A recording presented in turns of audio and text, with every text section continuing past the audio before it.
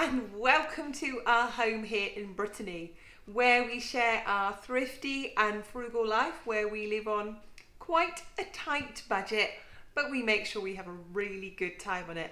Let's have a look at what we got up to this week.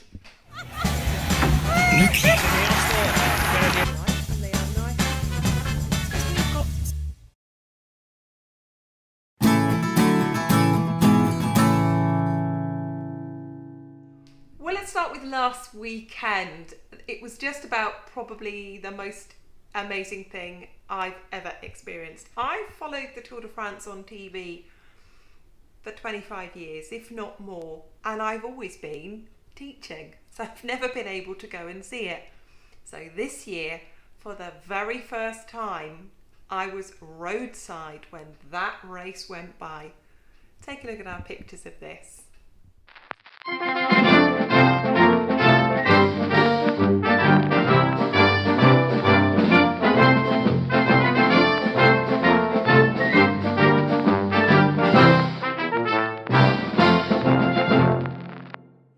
Right, it's all quiet at the moment, but the crowds are building, and you can really feel it starting to get really quite exciting. We have no idea what to expect. We know the caravan comes through and it takes about half an hour for the caravan to pass, and we know it's a bit crazy. And they throw out merchandise and all the kids have got little baskets and bags ready to collect it in, so they are super excited. So we're just waiting for it to come by. Maillot jaune.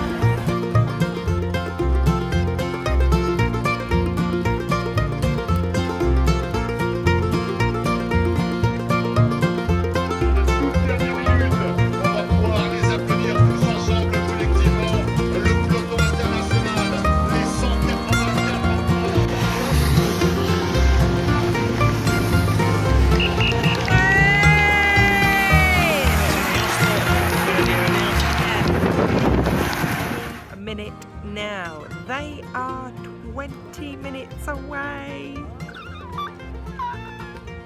Waiting for the helicopters, waiting for the cars, and then waiting for the race.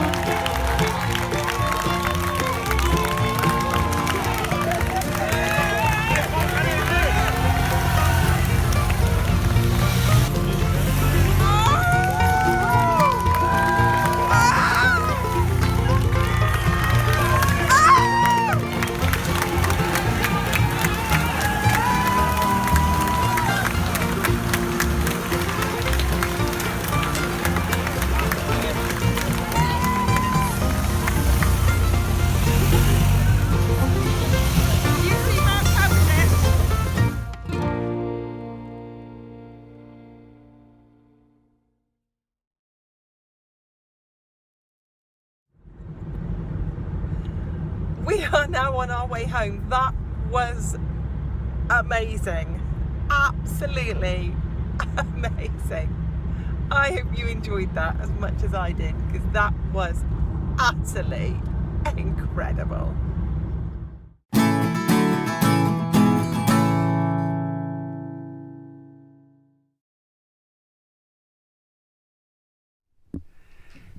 let's have a whiz through our low-cost, thrifty, frugal week. Started off on Monday. That wasn't very exciting. We had to go all the way to Morlaix for our second COVID jabs. That wasn't very great. We didn't feel very good after that for about 24 hours, but we're rallied, we're here, we're fine now. The next thing that we had to do in the week is we had to go to a Brico Depot, which is like a massive, great DIY store. We had to go and get some wood for a project, and oh my, is it expensive. Whilst we were there, because we weren't going to waste all that fuel costs of getting there, we had a good scout round, and we've got prices for pricing up tiling and other work. So we know that we can put this into our budget and factor it in by knowing how much money we're going to need to put aside. After that, we went to a house clearance sale and we bought a small item of furniture to upcycle for our kitchen. Let me have another last of all think about it. Oh, the big expense that we've been waiting for. We had our car fixed, the problems that came up in the car service. So put me right, Mike, on this. We had something fixed on the brakes, some new tyres. New tyres, new discs, new pads. There we go. So we had that done. Thankfully, we have a sinking fund for that, so otherwise it didn't bite us too hard. And then, take a look at this.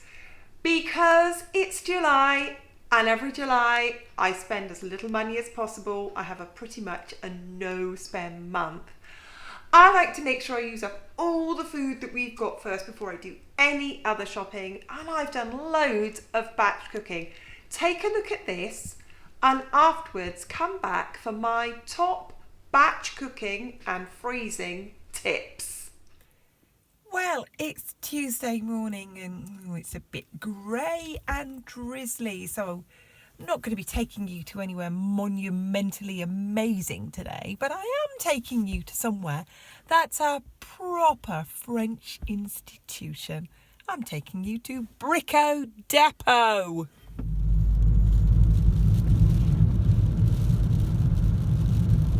Because we've got stuff to do around the house in the future, and we have come here to price things up. My husband loves it in here. To me, I'd rather stick pins in my eyes, but it's really important that we come and choose things like tiles and sinks and things. So we need to find the price of them. So I'm going to take you with me. Oh, we have all the fun, don't we? Brico Depot.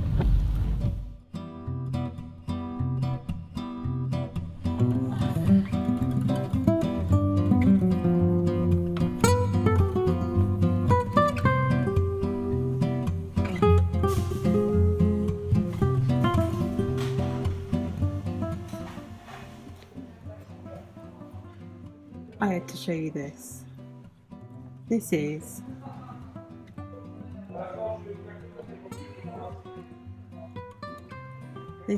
an entire kitchen for €1,000. It includes cooker, fridge, oven, sink, everything. All on a pallet, ready to be delivered.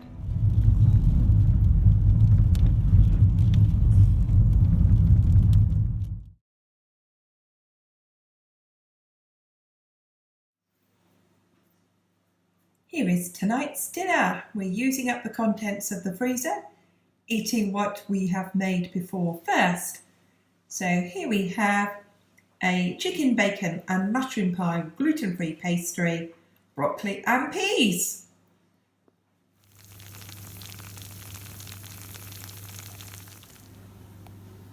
Here is tonight's dinner. Cauliflower cheese with salad. And Mike is having some leftover quiche with his. And I've just got cauliflower cheese and salad. Here is tonight's supper. Tartiflette, or a version of tartiflette. Lightly cooked potatoes, sautéed onions and lardons in a creamy cheesy sauce. Combined, baked in the oven, sprinkled on top with grated Emmental cheese, baked for about 30 minutes and served with a little bit of salad. Tartiflette. Here is tonight's supper. Slow cooked pulled beef with rice, tomato and cucumber.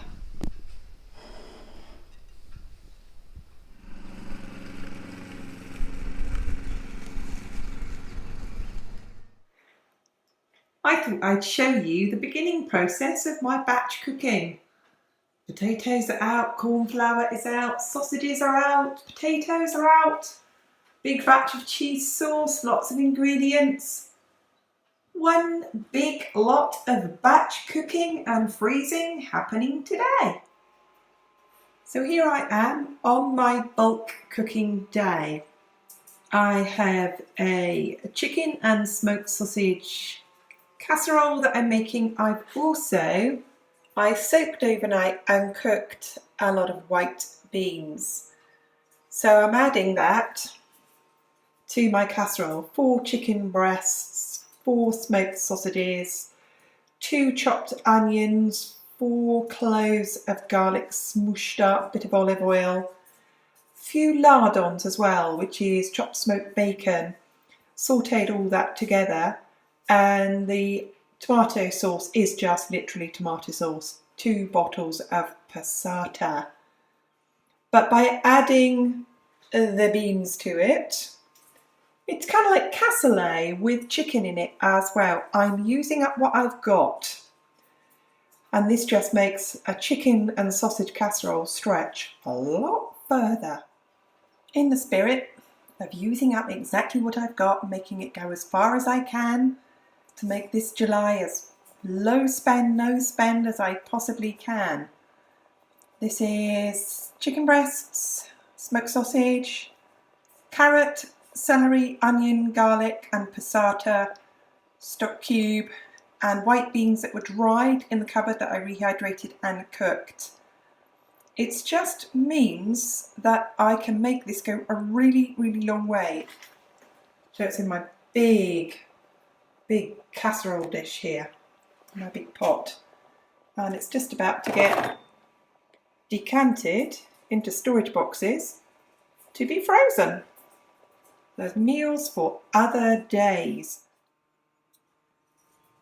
And there it all is in its freezer pots, cooling down, and when it's cold they will be popped in the freezer.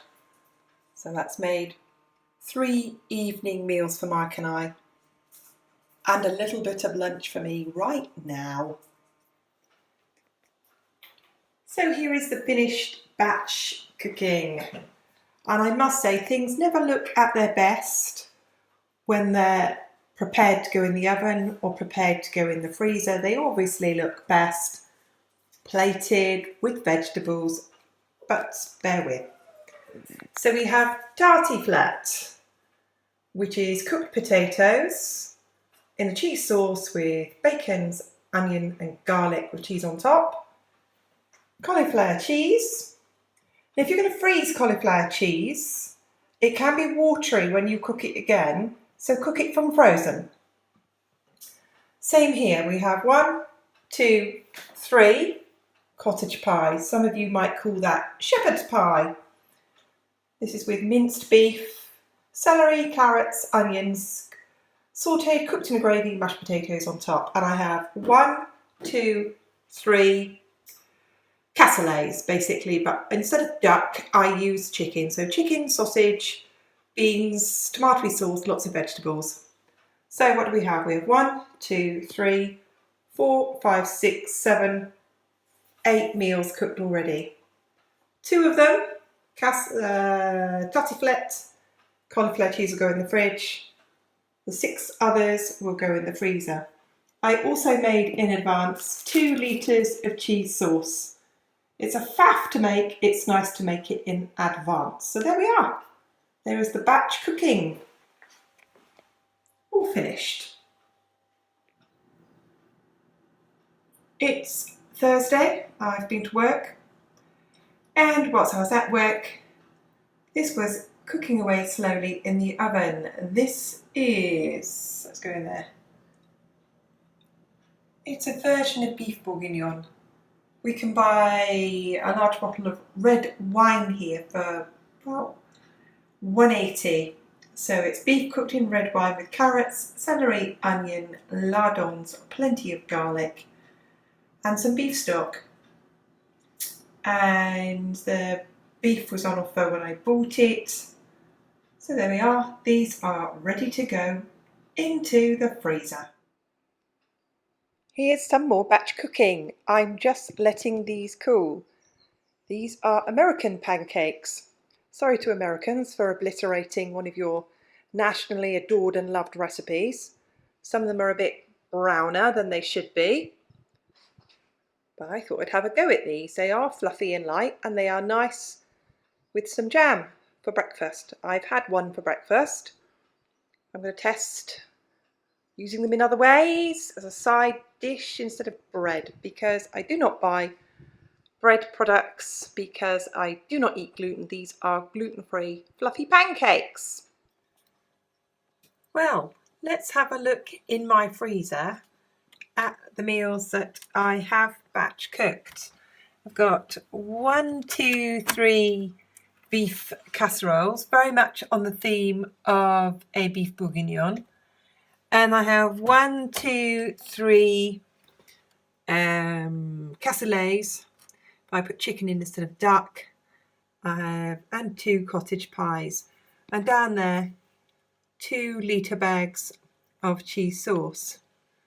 So I have in my freezer 1, 2, 3, 4, 5, 6, 7, 8 meals that I can just pull out, reheat. Some I will defrost and reheat. So the casseroles, for example, I would just take them out in the morning and I would just heat them through in the microwave. So there we go. The deep freezer is looking a bit skimpy at the moment because we are eating down our stock. And as you can see by the frost on it, I need to defrost it and clean it out. So there are what my ready meals look like in the freezer. And here, for example, they are just frozen in the baking dishes with a plastic bag around them. And I wash the plastic bags and I use them again. And the other containers are obviously reusable. Okay, batch cooking tips. Batch cooking is a great way of using up everything you've got. Maybe things have been in the fridge, they need cooking. Get things cooked and into the freezer. It saves on wastage. My next top tip is to say you do not need expensive containers. Lots of my containers come from places like Poundland. They also come from the charity shops. They also come from a shop here in France called Action, which is very like B&M, which is another place that you can get really cheap containers from, and you just use them again and again. If you want to use the foil dishes, my advice to anybody in the UK is look out for them in Poundland. Another tip is this one. So pies freeze really well. So make a whole load of pie filling and a whole load of pastry. But when you assemble your pies, freeze them with the pastry uncooked. Another one. Things that freeze really, really well. Casseroles, soups, stews, pasta sauces, cheese sauce, curry. All of those can just be frozen in a Tupperware type container, then defrosted and then just reheated thoroughly in the microwave. Now here's another tip.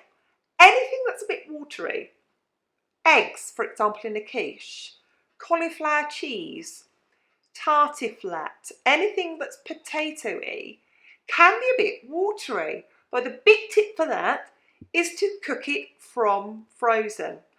And if you have any doubts about if you are batch cooking about what you can freeze, there is a superb website called freezeit.co.uk, and you can literally put in the search bar of whether you can freeze it or not, and it will tell you whether you can or you can't and the best way to freeze it.